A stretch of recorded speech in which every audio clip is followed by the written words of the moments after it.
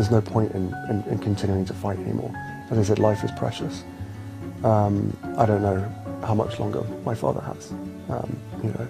The phone rings at 6:42 in the morning, and a royal correspondent in London is already awake, staring at a single line of text that should not exist yet. A legal confirmation, quiet, dated, real. It concerns Prince Harry, Duke of Sussex, and it lands not as gossip, but as paperwork. Lawyers do not deal in feelings, they deal in timing. And the timing of this is what makes a man who spent years defending the crown sit down slowly and put his coffee back on the table untouched. He has watched this family his whole career. He believed in it. He told friends at dinner parties that the monarchy was about duty, not money. Service, not bank accounts. He repeated it so many times he stopped checking whether it was still true. Now there is a phrase moving through the inboxes of every royal desk in Britain, and it does not sound like duty at all. It sounds like a vault opening. Hi viewers, before we go any further, tell me in the comments, have you ever defended someone for years, only to find out you never knew the full story? Because that is exactly where this begins. Not with a scandal, with a feeling. The slow, cold realization that the thing you trusted was built differently than you were told. According to reports circulating in the British press, the matter involves a private trust. A structure linked, some claim, to the legacy of Queen Elizabeth of the Queen Mother. The reports suggest the Duke of Sussex became connected to a financial arrangement around the time he turned 40. That is the part that does not sit right. Harry left. The world watched him leave. The Duke and Duchess of Sussex stepped back from working royal life, and Buckingham Palace confirmed the arrangement after review. He said goodbye to the institution. He moved continents. He built a different name in a different country. And yet, according to these reports, the money never fully let him go. Meanwhile, Prince William, Prince of Wales, stands on the other side of this story like a mirror image. He did not leave, he inherited. The Duchy of Cornwall, that ancient engine of royal income, now answers to him. His wealth is not a rumour, it is structure. It is centuries old. It is protected by rules most people will never read. One brother walked away and still benefits. One brother stayed and controls the machine itself. The correspondent reads the legal line one more time. 2 words inside it stop him cold. Distribution timing. He does not know yet what those 2 words are about to reveal, but he knows enough to understand that once he keeps reading, he can never unread it. Across the city, a tax analyst forwards the same document to a colleague with 3 words attached. This is structural. That is the thing the public keeps missing. This is not a story about a prince getting money. Almost every royal gets money. That is not news. That is Tuesday. This is a story about what the money reveals. Because the moment you look at how the inheritance is shaped, who holds it, when it pays out, who is protected from tax and who is exposed, you stop seeing a family. You start seeing a design, a blueprint, a system built long before anyone alive today was born. King Charles III sits at the centre of that system now. He waited a lifetime for the role, and he took it carrying a promise, a slimmed down modern monarchy. Fewer working royals, cleaner optics. A crown that looked less like a fortress and more like a public institution. That was the pitch. But modernising a thing is not the same as opening it. You can repaint a vault and it is still a vault.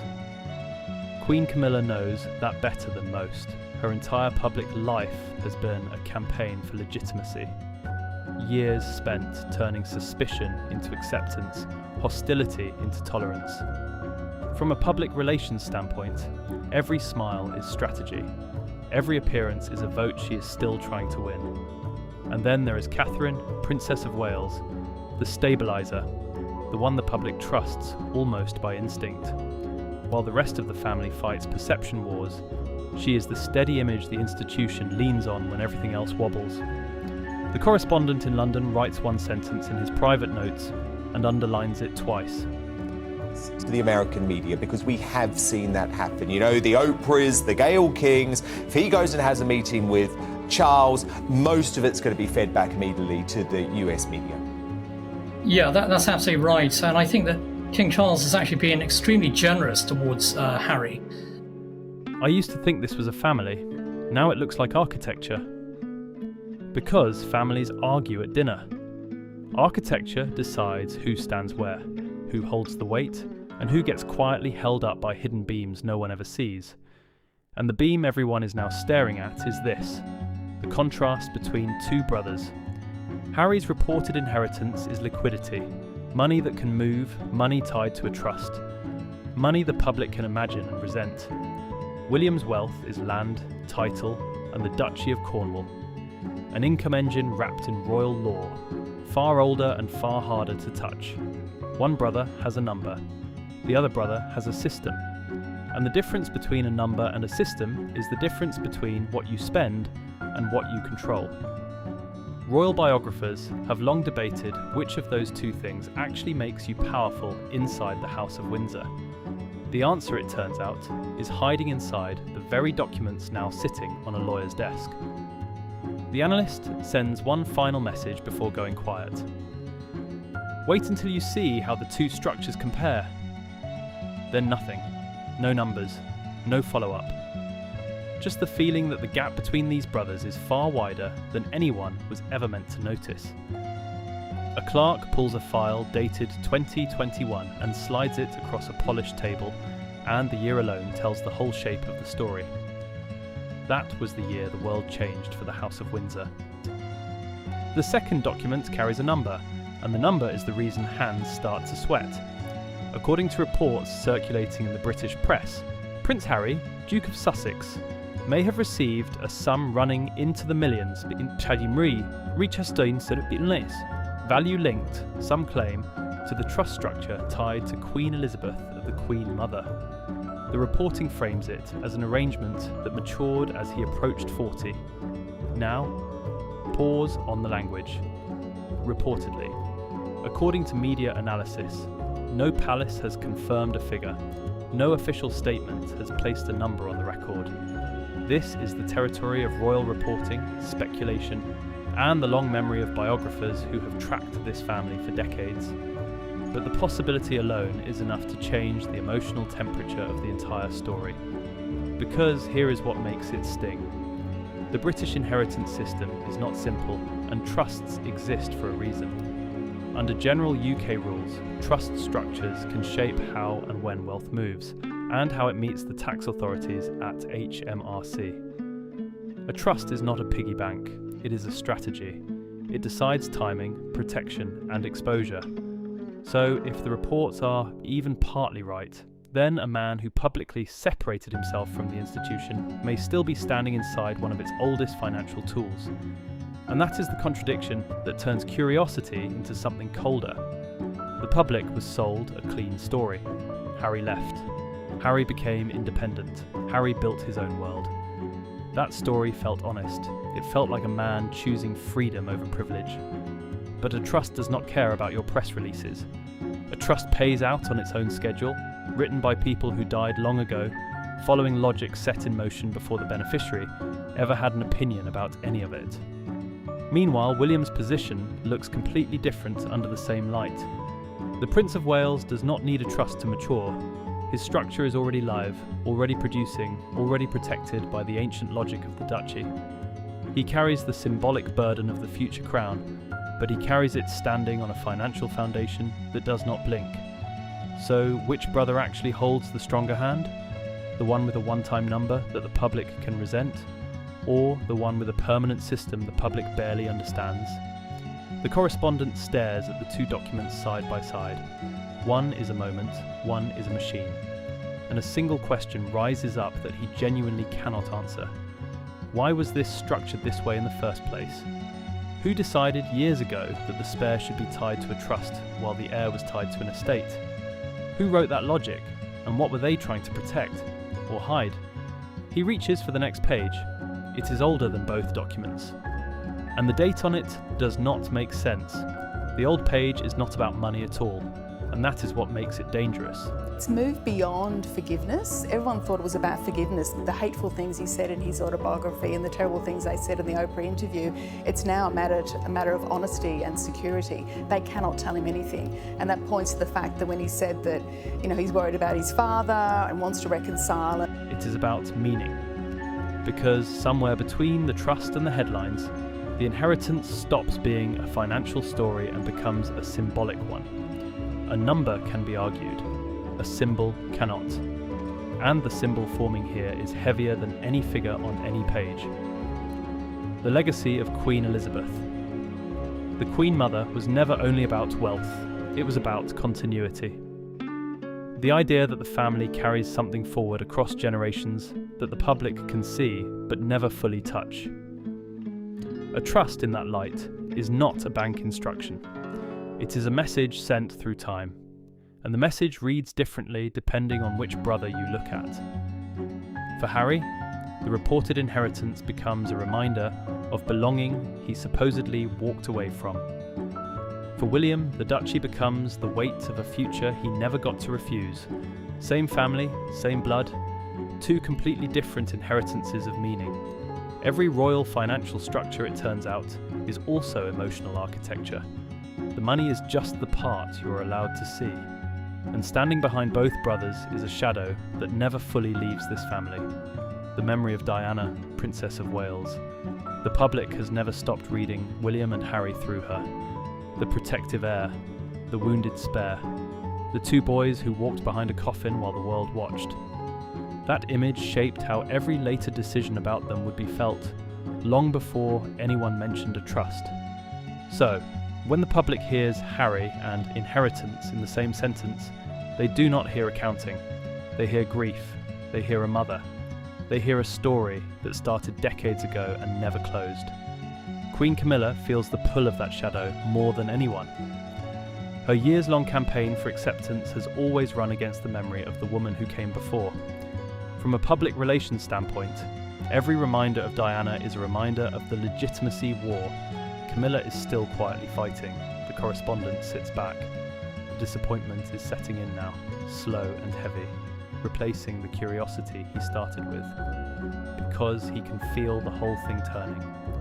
This was supposed to be a question about money. It has become a question about memory, about meaning, about who gets to control the story a family tells itself. And one realization lands harder than the rest. A trust document in the public imagination can become more powerful than a crown. A crown is a symbol of who is supposed to be in charge. A trust is proof of who actually is. He turns the old page over to check the signature at the bottom, and the name written there is not the name he expected to find. The name on the old page belongs to a structure, not a person, and a senior aide reads it twice before reaching for the phone that he knows he should not pick up. Because once this moves up the chain, it stops being a document and becomes a decision. And inside this family, decisions about money are never made by the people the public is watching. Prince William, Prince of Wales, sits at the top of that quiet chain now. He is the future, he is the continuity. Every choice the institution makes is measured against one question. Does it protect the crown he will one day wear? The Duchy of Cornwall already answers to him, and with it comes a responsibility most people will never feel. The job of keeping the machine running long after the current king is gone. King Charles III holds the harder position in the present. He promised a modern monarchy, slimmed down and cleaner. But modern and transparent are not the same word. A king can simplify the public face of the family, while the private structure underneath stays exactly as complex as it always was. Royal biographers have long debated whether his reforms were ever meant to open the books, or just to make the cover look new. Queen Camilla moves through all of it under constant watch. Her acceptance was never guaranteed, and it is never finished. From a public relations standpoint, she cannot afford a single story that makes the family look like it values money over the duty it preaches. A scandal about hidden wealth is the exact kind of thing that reopens every old wound about her place in this family. And then there is the name almost no one wants spoken aloud anymore, Andrew Mountbatten Windsor, stripped of working royal life, pushed to the edges, a permanent reminder of what happens when the institution decides a member has become a liability. His shadow sits over every financial conversation now, proof that the family will protect itself before it protects any single person inside it. The aide sets the phone down without dialing, because he has just understood something about how power actually works in this house. Some members of the family do not need to speak for power to shift. The silence itself is the move. Prince Harry, though, overnight, literally first time in court for a royal in 130 years. The choice not to confirm, not to deny, not to explain. That is the strategy. The institution has survived 1,000 years by knowing exactly when to say nothing at all. And the longer the silence holds on this trust, the more one question grows in the dark. If no one will explain it, who is being protected by the not explaining? A retired estate manager looks at the two structures side by side and says the sentence that changes the entire story. This was never really about Harry. That is the twist that turns a family drama into something much larger. Because the inheritance, the trust, the reported millions, the timing tied to age 40, was only ever the door. Walk through it and you find the real room. And the real room is the financial hierarchy of the monarchy itself, built in layers, each one deciding who controls and who merely receives. Look at the brothers again, but this time as a system instead of a soap opera. Prince Harry, Duke of Sussex, reportedly inherits liquidity, value that can be counted, taxed, debated, resented. It is the kind of wealth the public can picture, which makes it the kind of wealth that the public can turn against. According to reports circulating in the British press, that figure may run into the millions, framed around the Queen Mother's legacy. Prince William, Prince of Wales, inherits something the public can barely picture at all: the Duchy of Cornwall, an estate worth far more, wrapped in centuries of law, producing income year after year. He does not hold a number, he holds the machine that makes numbers. And that is the hierarchy laid bare. One brother is handed a sum, the other is handed a system. A sum can run out. The system never does. King Charles III sits above both as the balancing figure, the one who must keep the heir strong, the spare quiet, and the public convinced that none of this is about money. It is a job of impossible angles, and royal biographers have long debated whether anyone could hold it without something cracking.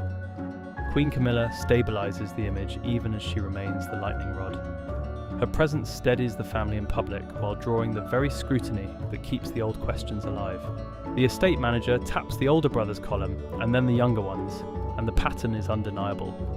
This structure did not appear in 2021. It did not start with a stepping back or a press release or a move to California. If this structure exists, it did not begin with Harry. Someone built these layers long before he was old enough to understand them. The roles were assigned before the players were born. The heir gets the engine, the spare gets the payout, and the public gets the duty story to keep them from asking which is which means the document on the desk is not the beginning of anything. It is a single page torn out of something much older and far more deliberate. An archivist pulls a ledger from decades back, lays it beside the modern file, and the handwriting in both follows the exact same logic. That is the moment the whole thing stops feeling like news and starts feeling like inevitability. Because the pattern in the old ledger is the pattern in the new file: heir and spare, engine and payout, structure and liquidity. The roles repeat across generations like a design copied forward, each new family simply pouring itself into shapes that were carved long before. Queen Elizabeth II understood this better than anyone. Her reputation, even in public discussion, was that of a monarch who thought in decades and planned with patience. She did not improvise legacy, she engineered it. And the structures connected to her mother, Queen Elizabeth, the Queen Mother, are reported to carry that same careful, forward-reaching logic. value shaped to move through time, on terms set far in advance. The Queen Mother Trust reporting, revisited now with the modern file beside it, reads differently. It is no longer a strange one-off. It is a continuation, a link in a chain that stretches back through reigns most viewers only know from history books. And the emotion shifts with it. The shock is gone now. What replaces it is heavier and quieter, sadness. Because shock says this is wrong. Sadness says this was always going to happen. The archivist runs a finger down the old ledger, and then the new one, and the realization settles like dust. Nothing here is accidental. Not the timing, not the structures, not the gap between the brothers, not the silence from the palace. Every piece was placed, every payout was scheduled, every role was cast generations early. While the public argued about personalities, who was the favourite, who was the rebel, who hurt whom? The architecture underneath never once depended on any of it, and that leads to the question that lands hardest of all. The real question is not what Harry received. The real question is what the system prevents everyone else from seeing. Because if the structure is this old, this careful, this repeatable, then a single inheritance is just the one piece that happened to surface. The reporting caught a glimpse, one page, one number, one name, but a ledger has many pages, and the archivist is already reaching for the next one. What is written there has stayed hidden for a reason. The correspondent who started this morning defending the monarchy closes the file, sits in the quiet, and realises he can no longer say the things he used to say. That is the cost of seeing the design. You cannot unsee it. For years he told people the same comfortable story. Duty matters, service matters. The family sacrifices so the country can have something steady to believe in. He meant it. He built a career on meaning it. Now he understands what loyalty did to him. It made him stop asking questions. It made him defend the silence instead of noticing it. And the people inside the story carry their own weight of it. Prince Harry, Duke of Sussex, becomes something the public cannot cleanly judge anymore. Neither the free man who walked away, nor the privileged spare who never really left, but something tangled in between, shaped by a structure he did not build. Royal biographers have long debated whether he ever truly understood the machine he was born into. Prince William, Prince of Wales, carries the opposite burden, the continuity, the engine, the future crown that he never got to decline.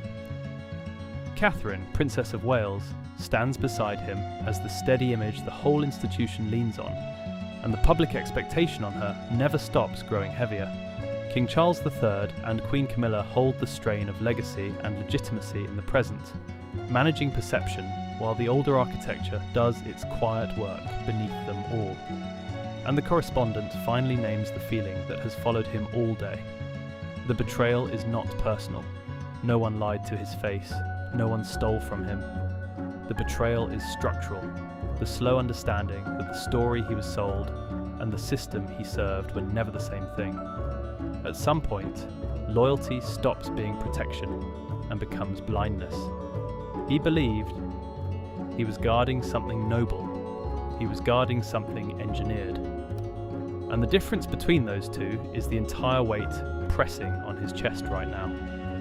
If this story moved something in you, the moment you realise loyalty and truth are not always the same, then subscribe and turn on notifications, because the next story we tell will sit with you long after it ends.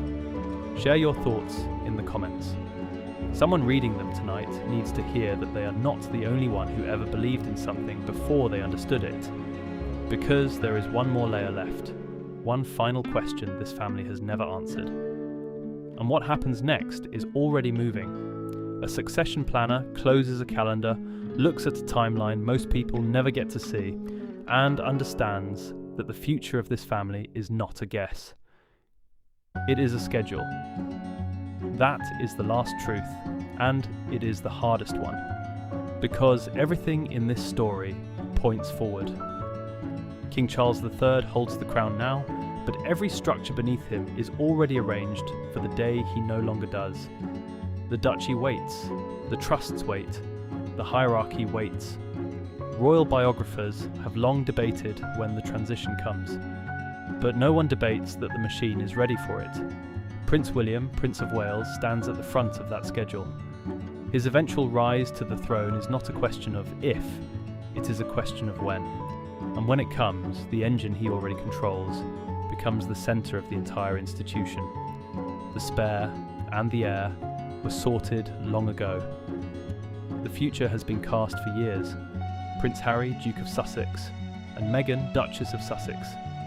Remain the pressure on the edges. A separate identity, a separate life, a divergence the family manages but never fully closes. From a public relations standpoint, their distance is itself part of the design.